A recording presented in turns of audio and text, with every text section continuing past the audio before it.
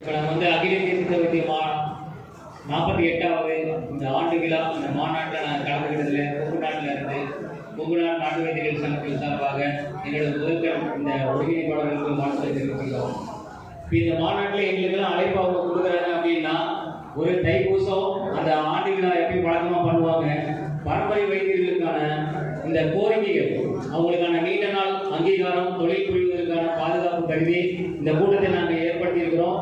நீங்களும் உங்கள் சங்க சார்பாக வந்து கண்டிப்பாக கலந்துக்கணும்னு நம்ம கர்நாடகா வந்து வேண்டுகோள் விட்டார். அதை ஏற்கொண்டு தான் நம்ம வந்தோம்.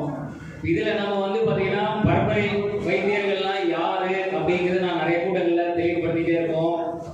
நம்ம எல்லாருமே பொதுவாக பரம்பரை நம்ம பேசிட்டு இருக்காம, பரம்பரை வைத்தியர் அப்படின்னா தாய் தந்தை மரபுவழி, அப்பா அம்மா பண்ணாங்க, அவங்களுக்கு அப்புறம் அவங்க வாரிசு பண்ணாங்க. குரு சிஷ்ய முறை மரபுசாரி இல்லைனாலும் ஒரு குரு மூலியமா விஷயத்தை கத்துக்கிட்டேன், இன்னைக்கு நான் இந்த வைத்தியம் பண்ணிட்டு இருக்கிறேன், இவங்க தான் பரம்பரை வைத்தியர். முதல்ல நீங்க அரசுகிட்ட நாம இந்த விவரங்களை எடுத்து சொல்லணும்னா நீங்க முதல்ல இதெல்லாம் தெளிவுபடுத்தணும். உங்களுடைய கைடு யார் அப்படின்னா தாய் தந்தை மரபுவழியில வந்த அப்படின்னா என்னுடைய குரு, இவருக்கு நான் இதை பழகிக்கிட்டேன். இப்ப நமக்கு பிரச்சனை ஒரு தனிப்பட்ட நபரோ ஒரு தனிப்பட்ட குழுக்களோ கிடையாது. நமக்கான அங்கீகாரம் கேள்விக்குறிங்கிறது ஒரு அரசியல் சம்பந்தப்பட்ட ஒரு தீர்வு உடையது. இது ஒரு தனிநபட்ட ஒரு நிறுவனமோ இவங்களையெல்லாம் நம்ம சொல்ல வேண்டியதில்லை. சட்ட ரீதியா தொழில் புரியணும் அப்படின்னா அரசுல பதிவு பண்ணிட்டு செய்யணுங்கிறது விதிமுறை. கல்லூரியில படிக்கிற மாணவிகளுக்கும் இந்த விதிமுறை பொருந்தும். அவங்க கல்லூரியில படிச்சுட்டாங்கிறதுக்காகலாம் உடனே தொழிலாம் பண்ண முடியாது. இந்த கத்துக்கிட்ட கலையை தொழிலா பண்ணணும்னா கவுன்சில்ல பதிவு பண்ணி ரெகுலேஷன் பண்ணுங்கிறது இந்திய சட்டம். இந்த சட்ட விதியை ஏற்கனவே நடைமுறையில் இருக்கு, நாம வரவேற்கிறோம். இதுல பரம்பரை வைத்தியர்களுக்கும் பதிவை வழங்கவும். ஏற்கனவே கடந்த காலம் 93 வரைக்குமே பரம்பரை வைத்தியர்களுக்கு என்ன விதிமுறைப்படி எந்த தகுதியின் அடிப்படையில் எப்படி வரையறுத்து பதிவு கொடுத்தாங்களோ அதே நடைமுறைகளை பின்பற்றுங்கள். இன்னைக்கு அவங்க நிறைய பேர் பாதி பேர் காலம் சென்றுட்டாங்க.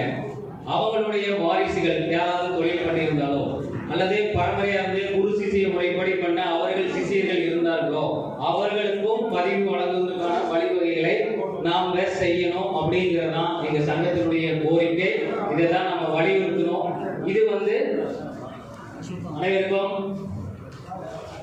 நமக்கு ஆவலோடு எதிர்பார்த்த நம்மளுடைய பிஜேபி மாநில பொதுச் செயலாளர் சிவராமன் அவர்களை வரை கரகோஷத்தோடு உங்களை வரவேற்குமாறு அப்படி கேட்டுக் கொள்ளப்படுகிறது. மகிழ்ச்சி வருகிற சிவராமன் அவர்களை வரவேற்று அமருமாறு கேட்டுக் கொள்ளப்படுகிறது. மகிழ்ச்சி.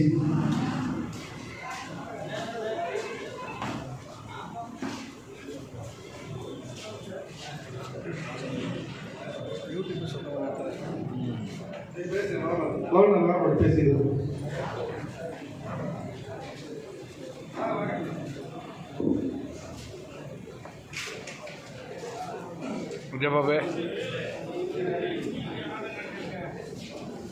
மேடம், அதனால இப்ப நாம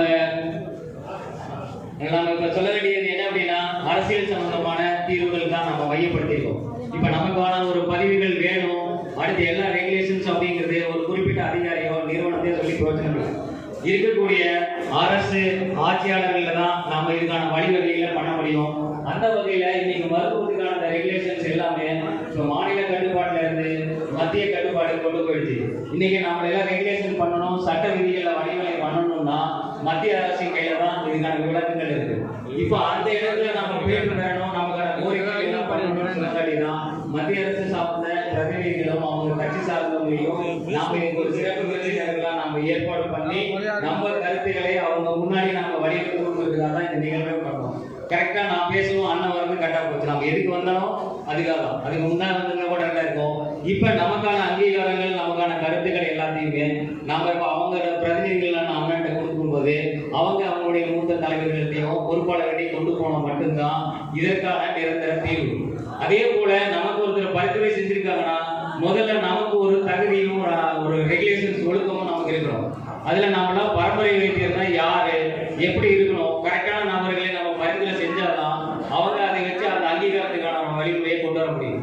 நம்ம கிட்டையும் ஒரு சில குற்றம் குறைகள் எல்லாம் நம்ம வச்சுக்கிட்டு அந்த மாதிரி எல்லாம் பதிவு பண்ணாம இருக்கக்கூடிய நபர்கள் 8,000 10,000 நமக்கு தேவையில்லை. சரியா நம்மளால முடிஞ்சு ஒரு 10 வைத்தியர்களுக்கு ஒரு பயனுள்ளதாக இருந்தால் அந்த தகுதியுள்ள நபர்களை மட்டுமே நாம் வந்து அவங்களுக்கு பரிந்துரை செய்யணும். அதை சரியாக செய்யணும் அப்படிங்கிறது தான் நமக்கான நோக்கம். நமக்கான இங்கே விஷயம் அப்படிங்கிறது வந்து நம்ம வந்து இந்த போராட்டம் அது இது எக்ஸெட்ரா ஒவ்வொருத்தரும் ஒவ்வொரு ஐடியாலஜி இருக்கும். எங்கள் கொங்குநாடு நாட்டு வைத்தியர் சங்கத்தினுடைய ஒரே ஒரு தீர்வு அரசியல் தீர்வு தான். அதே ஆட்சியாளர்கள் கவனத்தில் நமக்கான விஷயங்களை இப்போ பரம்பரை வைத்தியர்கள்னு ஒருத்தர் இருக்கிறாங்க, எக்ஸ்பீரியன்ஸ் பேசிஸ்ல தான் வந்துருக்குது. இந்த கலை தொடங்கப்பட்டது இதுதான். அவங்களுக்கு அப்புறம் அவங்க வாரிசுகள் இருக்கிறாங்க, அவங்களுடைய சிஷியர்கள் இருக்கிறாங்க. அவங்களையும் நீங்க அங்கீகரித்து பண்ணா மட்டும்தான் இந்த கலை நல்லா இருக்கும். பட்ட படித்தவங்களும் இருக்கணும், பரம்பரை வைத்தியர்கள் 2 பேர்த்தையும் ஒருங்கிணைச்சு பண்ணணும் அப்படிங்கிறது எங்களுடைய கோரிக்கை. அதை அண்ணன் முன்னாடி கூட நம்ம கவனத்துக்கிட்ட இருக்கோம். அது மூலயமா மத்திய அரசுக்கு நம்ம வந்து கோரிக்கை எடுத்துட்டு போவோங்கிறது தான் நம்ம நோக்கம். இந்த வாய்ப்பளித்த எங்களுக்கு அனைவருக்கும் ரொம்ப நன்றி.